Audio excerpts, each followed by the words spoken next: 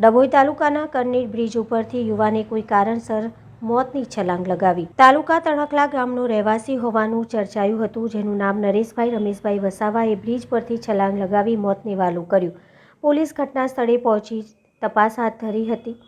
પરિવાર પણ ઘટના સ્થળે દોડી આવ્યો હતો। યુવાને ભરેલા આકસ્મિક પગલાંથી પરિવારમાં ગમગીની ફેલાઈ ગઈ હતી। ડભોઈ તાલુકાના કરનીડ ગામે આવેલા ઓરસંગ બ્રિજ ઉપરથી કોઈ કારણસર યુવાને મોતની છલાંગ લગાવી 70 ફૂટ ઊંચાઈથી કૂદકો મારી આત્મહત્યા કરનાર યુવાનની લાશ નજરે પડતા ગામના લોકોના ટોળેટોળા ઉમટી પડ્યા હતા। જ્યારે આ વાતની ખબર પોલીસને પડતા તાત્કાલિક ઘટના સ્થળે પહોંચી અને આગળની તપાસ હાથ ધરી હતી।